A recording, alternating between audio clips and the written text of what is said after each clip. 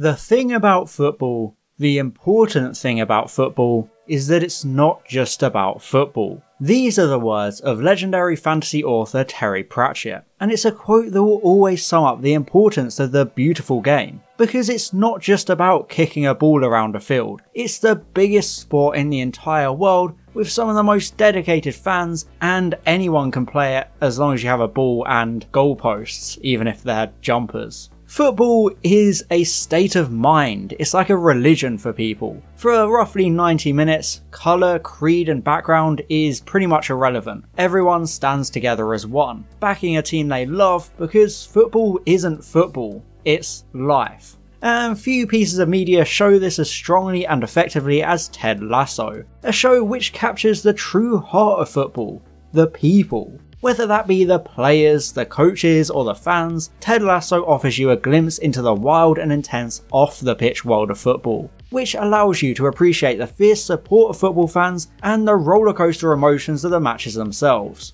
So put down that pigskin and lace up those studs, because it's time to explore the human magic of Ted Lasso. And just to warn you, this video has heavy spoilers for Ted Lasso Season 1. I mean, it goes without saying, but you've been warned. There's nothing from Season 2 though, so you're all good.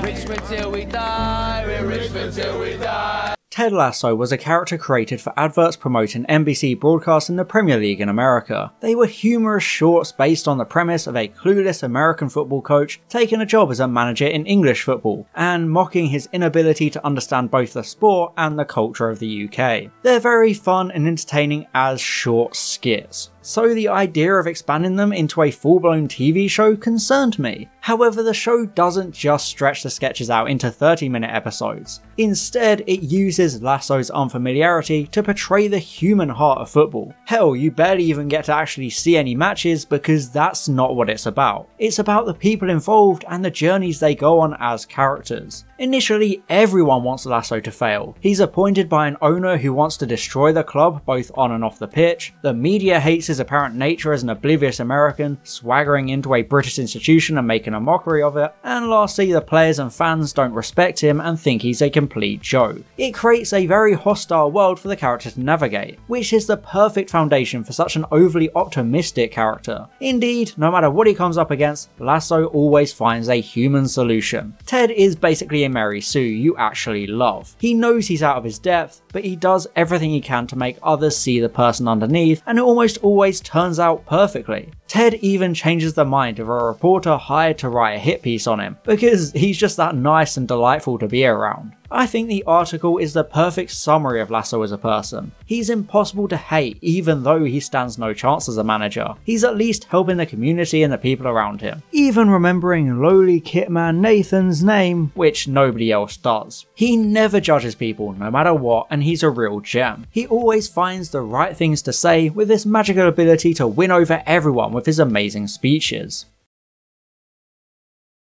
It almost feels like Ted Lasso is who other fictional manager Mike Bassett wanted to be. Going into this show, Mike Bassett Football Manager was my only real point of comparison. It's a comedic show about a very mediocre manager being tasked with saving his dead father's beloved club from slipping into irrelevancy and bankruptcy. Ted Lasso is very similar, as this underqualified manager with a crumbling home life attempts to silence swarms of critics and make the best of a bad situation no matter how dire things constantly get, as all the cards are stacked against him. However, Mike Bassett was a lot more comedic, emphasising these dire situations and giving them very humorous payoffs, like Bassett bringing in a hypnotist to try and help reignite the form of their top striker, only for him to then score a plethora of own goals. But my personal favourite is when Bassett uses all of his life savings and his son's university fund in a bold move to sign a blistering young Ajax striker on loan, who then turns out to actually be a terrible goalkeeper, because they'd just watched the tapes wrong. However, even with all this upfront and deliciously mean-spirited comedy, there was a real heart to it all. You wanted Bassett to succeed because you saw how much of a genuine and kind-hearted man he was deep down, always wanting the best for his club and the people in his life, giving all these rousing and inspirational speeches, even though, to put it bluntly, he wasn't cut out to be a football manager in the first place.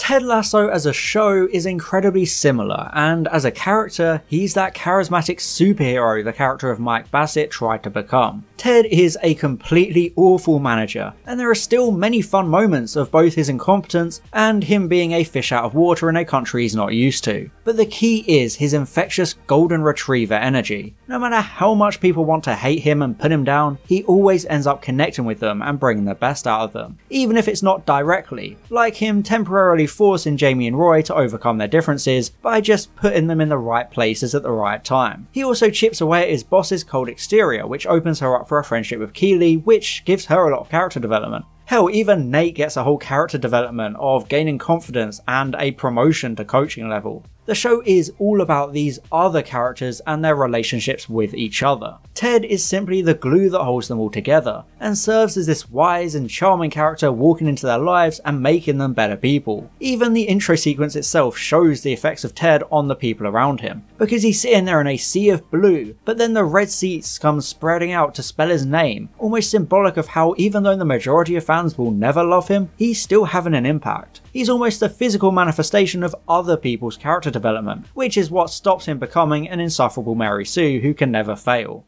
This is also in part due to Ted's constant optimism sometimes being shown as a problem, because his wife loses feelings for him and the type of person he is ultimately causes the marriage to break down. This is pretty much the only time he ever loses his optimism and his smile. It's his biggest challenge in the series and it weighs heavily on him, causing panic attacks and flashes of uncharacteristic anger because he's struggling to cope with his entire world crumbling around him. Throughout the series, we gain an appreciation of the layers Ted has as a very nuanced person. He has all these fans shouting abuse at him in the streets and his team is always losing, but that doesn't faze him or bring him down. He just cares about inspiring people, which makes it his biggest weakness when it's his family and his superpower is rendered useless. It reminds me a lot of that saying about guiding others to happiness you can't have, because Ted is always having such an incredibly positive impact on everyone around him, but his own life is much more complicated and sad. There's a fantastic speech about change in episode 5, where Ted justifies his decision to bring off superstar Jamie Tartt for his selfishness, leading to the team winning for the first time that season. But this speech actually doubles as him coming to terms with how he's holding his wife back, and why letting her move on would be better for her, just like how benching Jamie is better for the team's performance. Stuff like this shows that the series isn't just about the game. The events on the pitch translate to the relationships and character developments off it.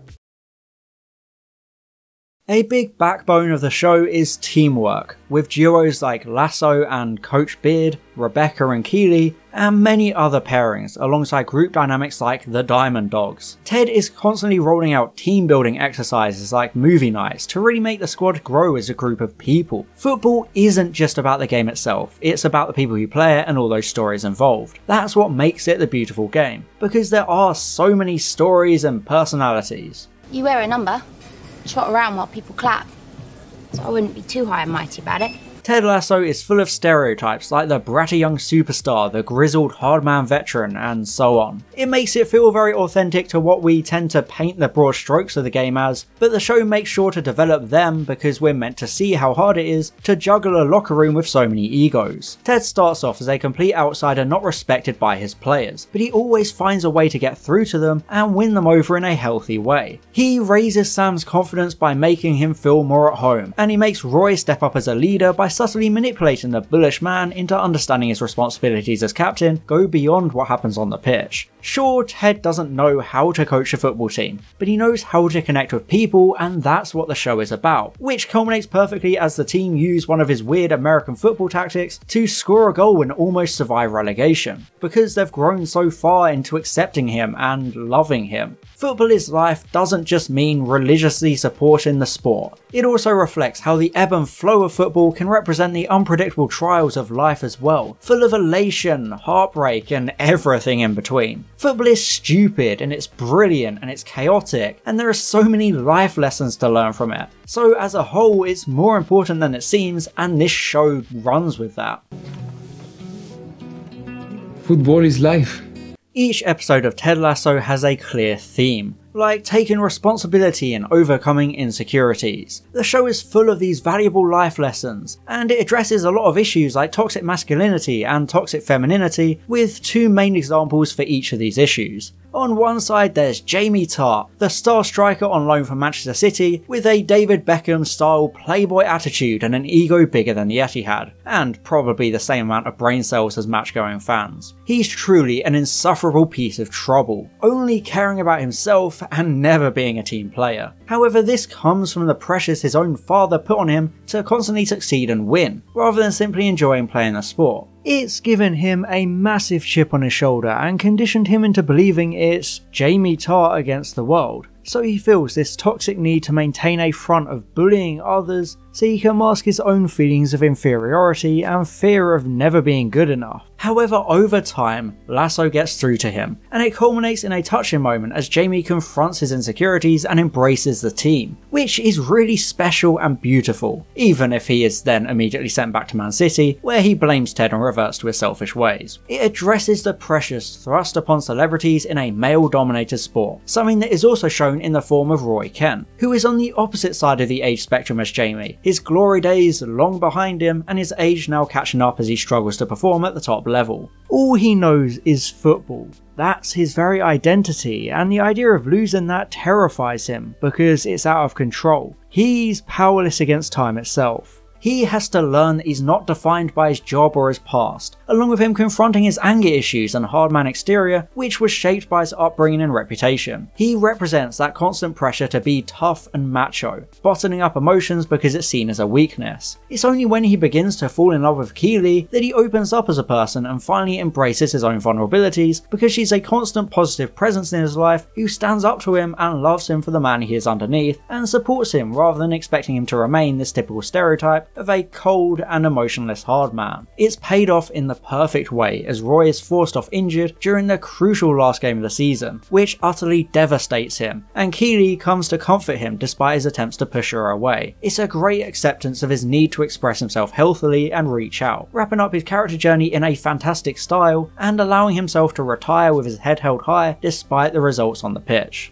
And speaking of Keely, she's a fantastic example of breaking away from the confines of toxic femininity as she grows and learns her own value. She begins as Jamie's wag girlfriend, pretty much only defined by her looks, but she realises she doesn't need to be objectified and dehumanised like this. Through her experiences and interactions with others, she grows as a person, and instead becomes an important part of the club, organising sponsorship deals for the players, and her acceptance of Roy's deep fragility shows the positive influence she has on others. She has a similar effect on Rebecca, the reluctant owner of the club. She's going through a very messy public divorce and starts the series as this tough ice queen, trying to sink the entire club just to spite her cheating ex-husband, who is perfectly acted by the ever-delightful Anthony Head. He's so petty and despicable with his attempts to get under her skin that it immediately makes Rebecca sympathetic just by association, but she still remains a complicated and nuanced character. She grows to be a lot more caring and responsible, but that's due to her being confronted by the consequences of her desperation for revenge and learning that these people aren't political chess pieces to be manipulated and played with. Rebecca also goes on a journey of embracing her own femininity thanks to her relationship with Keely, who overcame her fear of Rebecca and stands up to her, just like she stands up to Roy. Rebecca realises she doesn't have to be this hostile and ruthless woman scaring everyone away to maintain power. She can still be feminine and enjoy life without that devaluing her as a person. She remains empowered and becomes softer and more caring in a fantastically feminist way, with her and Keely proving that women can be more than just clueless bimbos or icy hard asses. It's a colourful and detailed spectrum showcased perfectly by these very fleshed out characters.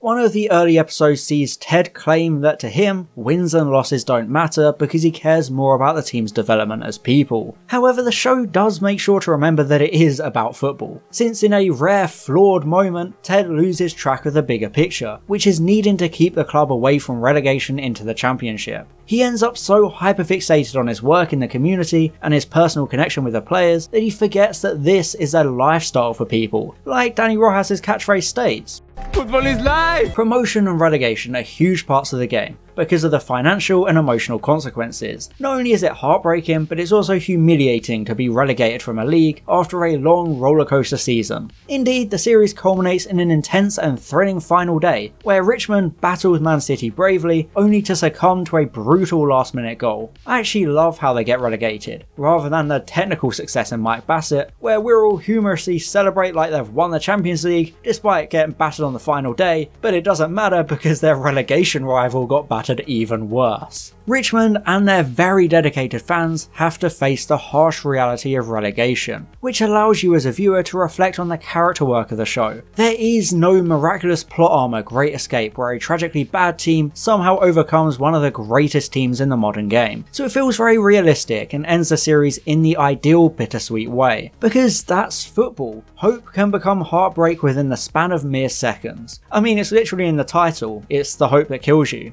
But in true Lasso style, we get to see the positive side of such an ending, because it once again brings up the idea of wins and losses not really mattering in the grand scheme of things, since these players have come so far as people, which is what matters. Ted has united a toxic and divided locker room, so even though the final result was bad for them as a club, what's a more perfect ending to a series about seeing the bright side of adversity? Just like the show states, every disadvantage has an advantage. The series is about falling down to rise even higher than before, so what's more fitting than the absolute worst outcome on the pitch being contrasted by a rousing celebration of personal success? It's the best way to wrap things up because the series is all about self-belief.